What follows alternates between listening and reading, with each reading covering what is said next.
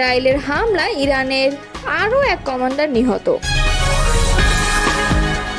দক্ষিণ ইরানে নতুন হামলা শুরু করেছে ইসরায়েল। ওআইসি সম্মেলনে ইসরায়েলের বিরুদ্ধে ঐক্যের ডাক। অন্তর্বর্তী সরকার ভালো কাজ করছে, মন্তব্য করেছেন মির্জা ফখরুল। আমরা চাই শেখ হাসিনা বিচারের মুখোমুখি হন, বিবিসিকে বলেছে ডক্টর ইউনূস। এতক্ষণ শুনছিলেন সংবাদ শিরোনাম, এবারে বিস্তারিত। ইসরায়েলের বিমান বাহিনীর অভিযানে ইরানের সামরিক বাহিনীর আরও এক কমান্ডার নিহত হয়েছে। নিহত কমান্ডারের নাম সাঈদ ইজাদি এবং তিনি ব্রিগেডিয়ার জেনারেল পদমর্যাদায় ছিলেন। শুক্রবার রাজধানী তেহরানে ইসরায়েলি বিমানের অভিযানে নিহত হয়েছেন তিনি। ইরানের সামরিক বাহিনীর এলিট শাখা ইসলামিক রেভলিউশনারি গার্ড কর্পস এর কুদস ফোর্স প্যালেস্টাইন কর্পস বিভাগের প্রধান ছিলেন তিনি। ব্রিগেডিয়ার জেনারেল সাঈদ ইজাদির নিহতের সংবাদ নিশ্চিত করেছে ইসরায়েল প্রতিরক্ষা বাহিনীর মুখপাত্র লেফটেন্যান্ট জেনারেল ইয়া আল জামির। এক বিবৃতিতে ইয়া আল জামির বলেন, সাঈদ ইজাদি ছিলেন আইআরজিসির ফোর্স প্যালেস্টাইন কর্পস ইউনিটের প্রধান। তার মূল কাজ ছিল গাজায় হামাসের সাবেক প্রধান ইয়াহিয়া সিনওয়ার এবং গোষ্ঠীটির সামরিক বিভাগের প্রধান মোহাম্মদ দেইফের সঙ্গে যোগাযোগ রাখা এবং তাদের নির্দেশনা দেয়া।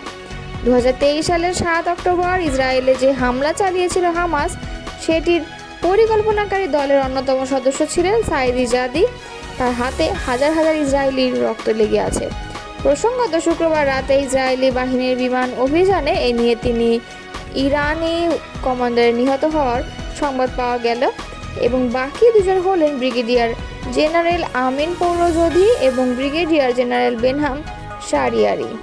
ইরানের দক্ষিণ পশ্চিমাঞ্চলীয় একাধিক এলাকায় দেশটির সামরিক বাহিনী স্থাপনা লক্ষ্য করে নতুন হামলা শুরু করেছে ইসরায়েলের সামরিক বাহিনী। শনিবার ইসরায়েলের সামরিক বাহিনী এক বিবৃতিতে এই তথ্য জানিয়েছে। ইসরায়েলের প্রতিরক্ষা বাহিনী বলছে, ইরানের দক্ষিণ পশ্চিমের সামরিক স্থাপনায় নতুন করে হামলা শুরু করেছে ইসরায়েলি যুদ্ধবিমান। তবে ইরানের দক্ষিণ পশ্চিমে ঠিক কোন এলাকায় হামলা চালানো হচ্ছে সেই বিষয়ে সুনির্দিষ্ট করে কোনো তথ্য জানানো হয়নি। এর আগে ইসরায়েলের সামরিক বাহিনী শনিবার সকালের দিকে 1 ঘন্টায় অন্তত 8টি মনুষ্যবিহীন ড্রোন ইসরায়েলি আকাশে প্রবেশ করেছে বলে জানায়। ইসরায়েলের স্থানীয় সময় সকাল 10:16 থেকে 11:27 মধ্যে এসব ড্রোন ইসরায়েলের আকাশে প্রবেশ করে।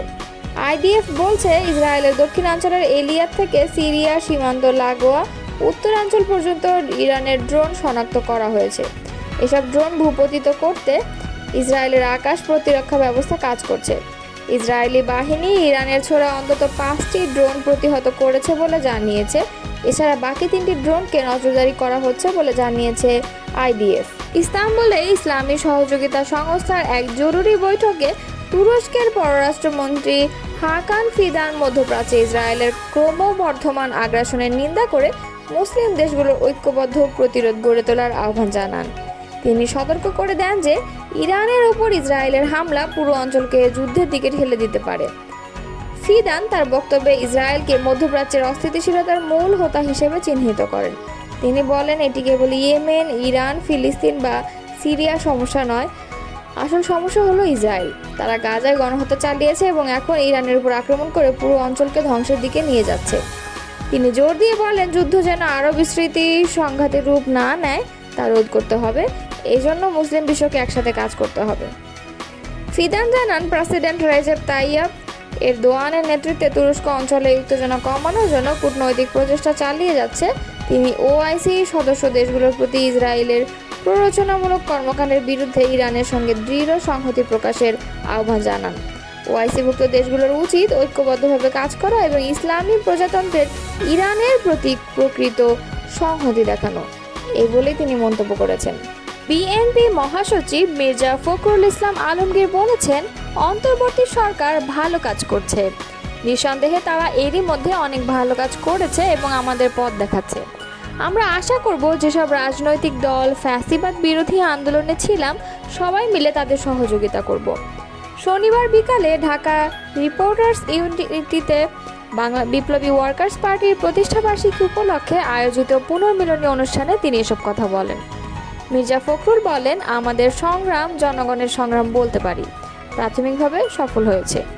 জনগণকে আমরা স্বপ্ন দেখাতে সক্ষম হয়েছি বাংলাদেশে একটি গণতান্ত্রিক সমাজ প্রতিষ্ঠা করার।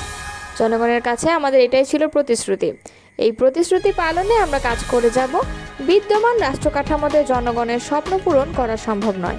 তাই আমরা 31 দফা দিয়েছি সবার সঙ্গে আলোচনার ভিত্তিতে, যাতে রাজনৈতিক, অর্থনৈতিক, সামাজিক আমূল পরিবর্তন নিয়ে আসা যায়। বিএনপি মহাসচিব বলেন, গত 10 মাসে বাংলাদেশে যে ঘটনাগুলো ঘটেছে তাতে আমরা একটু সন্দিহান হয়ে পড়েছিলাম যে শেষ পর্যন্ত কি দাঁড়াবে।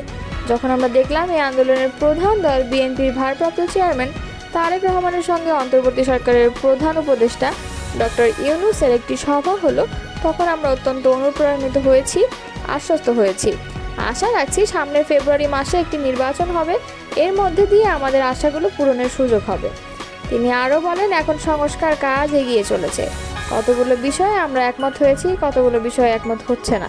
যতগুলো বিষয়ে আমরা একমত হব সেগুলো আমরা বাস্তবায়ন করব, আর যেগুলোতে একমত হওয়া যাচ্ছে না সেগুলো নিয়ে নির্বাচনের পরে আলোচনা করব, সেগুলোতে আমরা একমত হব। রোববার জাতীয় নাগরিক পার্টি নির্বাচন কমিশনে নিবন্ধনের জন্য আবেদন জমার কথা উল্লেখ করে মির্জা ফখরুল ইসলাম আলমগীর বলেন, তাদের প্রতি আমাদের প্রত্যাশা অনেক বেশি। এই তরুণরা যারা বিগত আন্দোলনে সক্রিয়ভাবে অংশগ্রহণ করেছে, নেতৃত্ব দিয়েছে, তাদের সহকর্মীরা, কমরেডরা বুকের রক্ত ঢেলে দিয়েছেন, আমরা বিশ্বাস করি তাদের নেতৃত্ব আমাদের লক্ষ্য অর্জনে সাহায্য করবে। শেখ হাসিনার বিচার চলমান একটি প্রক্রিয়া উল্লেখ করে প্রধান উপদেষ্টা ডক্টর মোহাম্মদ ইউনূস বলেছেন, আমরা চাই তিনি বিচারের মুখোমুখি হন। তাকে ফিরিয়ে আনার জন্য আন্তর্জাতিক পদ্ধতি ব্যবহার করব। সম্প্রতি ব্রিটিশ গণমাধ্যম বিবিসিকে দেয়া সাক্ষাৎকার এসব কথা বলেন তিনি। যুক্তরাজ্য সফরে গত 12 জুন তিনি ব্রিটিশ রাজা তৃতীয় চার্লস হারমোনি অ্যাওয়ার্ড নিয়েছেন। এই পুরস্কার নিতে যাওয়ার আগে বিবিসি সাংবাদিক রাজনীত বৈদ্যনাথ প্রধান উপদেষ্টা অধ্যাপক ইউনূসের সাক্ষাৎকার নেন। ইংরেজিতে দেওয়া এই সাক্ষাৎকারটির কিছু অংশ প্রকাশ করেছে বিবিসি বাংলা। বিবিসি বাংলায় প্রকাশিত সাক্ষাৎকারটি বার্তা24.com-এর পাঠকদের জন্য প্রকাশিত হলো। বিবিসি, আচ্ছা, যেহেতু আমরা আওয়ামী লীগ নিয়ে কথা বলছি, সেখানে শেখ হাসিনা দেশ ছেড়ে পালিয়ে গেছেন। আপনি দায়িত্ব নিয়েছেন, তিনি এখন পর্যন্ত ভারতে আশ্রয়ে আছেন, কিন্তু শেষ পর্যন্ত আপনি তাকে ফেরত আনতে চান, তাই না? তার বিরুদ্ধে যেসব অভিযোগ আছে তা নিয়ে আপনি তাকে বিচারের মুখোমুখি করতে চান। অধ্যাপক ইউনূস বলেছেন, বিচার ইতোমধ্যেই শুরু হয়ে গেছে। এটা চলমান একটা প্রক্রিয়া, পুরোপুরি আইনি প্রক্রিয়ার মধ্যে দিয়ে বিচার হবে।